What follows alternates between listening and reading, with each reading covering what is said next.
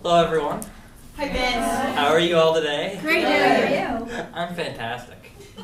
All right, so I am going to talk for a little bit about some of the biggest controversies following one of my favorite things, video games.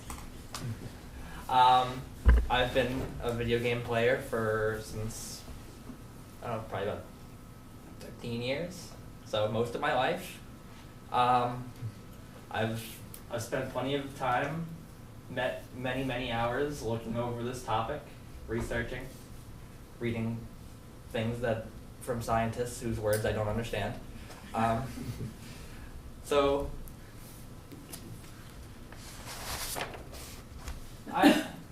the reason that I had this topic in mind was, for a long time you would hear all over the news, it would be that you'd hear, like, video games, being the scapegoat for, like, a mass shooting, or someone doing something crazy, or kids being violent, and people would say, it has to be video games.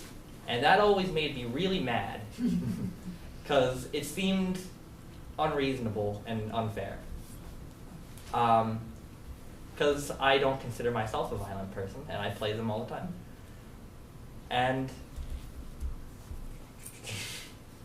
so when eventually the news stations sort of moved on to new, more interesting topics, and I figured that after that, all controversy about this would be gone.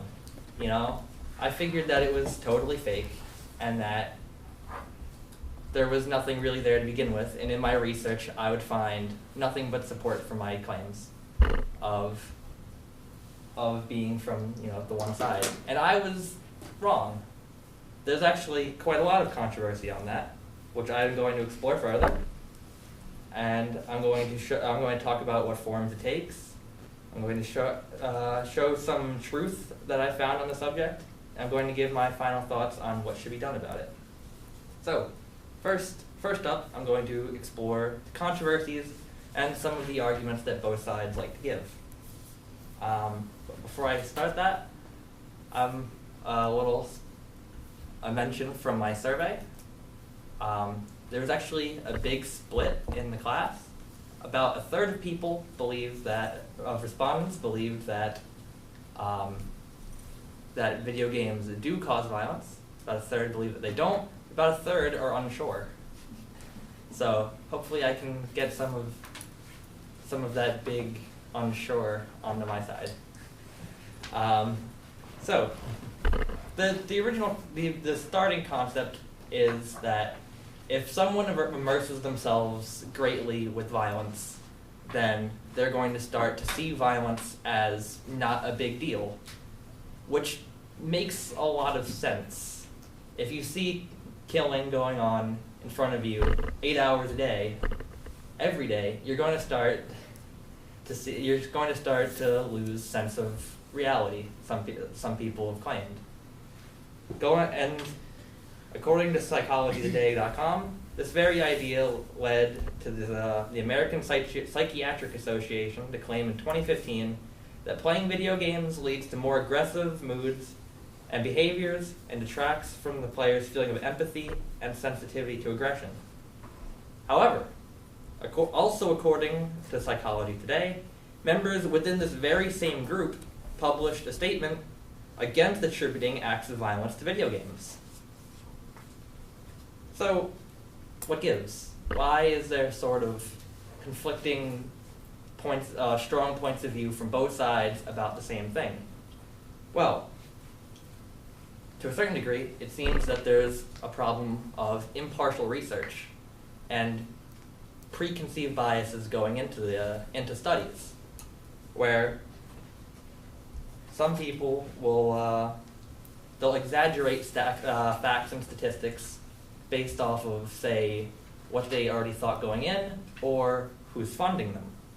According to the associate professor, Christopher Ferguson, a name that you'll see a lot as he seems to be one of the more prominent voices in this subject, in his interview with The Cut, he said that for us scholars, it's easier for us to receive grant money, newspaper headlines, and professional prestige for saving the children against some perceived social harm. This has led to claims that the influence of video games has been a factor in several mass shootings, which is a very serious accusation. According to, so, now that we have all of this, now that we have some backstory about what the arguments are sort of about, I'm going to try to fill in the blanks with some expert opinions and some research that I've done.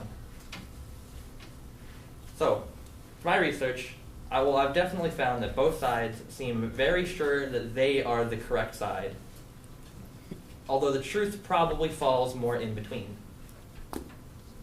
The thing is, as Psychology Today put it, there is not that, and this is something that I found through most of my research. While there is conflicting evidence, there's no solid, irrefutable evidence that video games lead to aggressive behavior.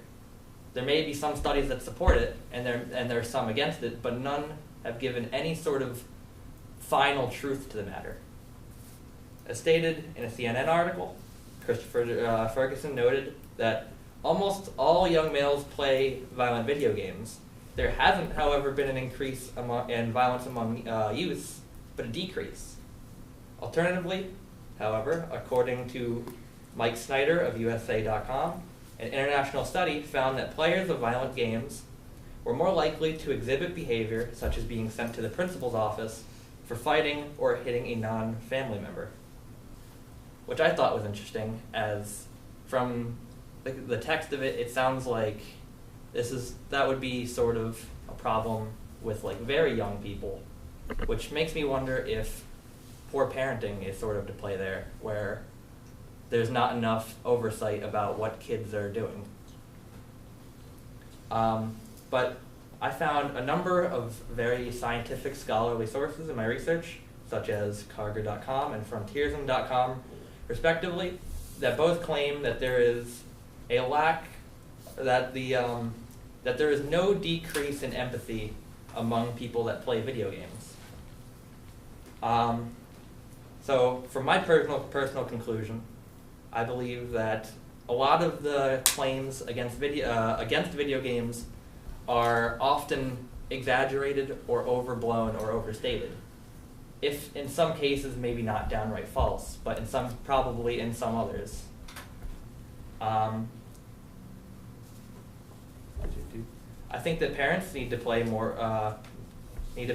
more significant role in the oversight of their kids and what they do, just the same as you would say violent TV or a violent movie, because you don't send your 10-year-old to see rated R movies. You probably should make sure that they also aren't playing Grand Theft Auto. In his interview with TheCut.com, Ferguson said that he didn't believe that there was much cause for concern for parents, stating that video games have not ruined society any more than Harry Potter did in the 2000s, or rock music in the 80s, or comic books in the 50s. However, he went on to say that doesn't mean parents can't set limits. They can and should. He believed, however, that a happy middle ground could be found in almost all cases.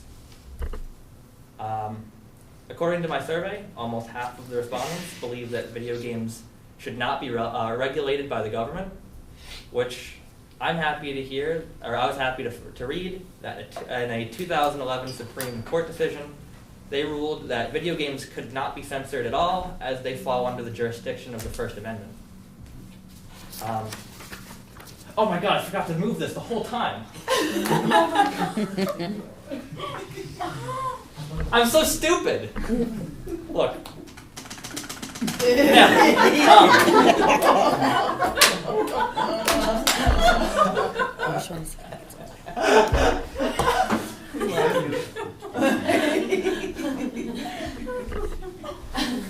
In conclusion,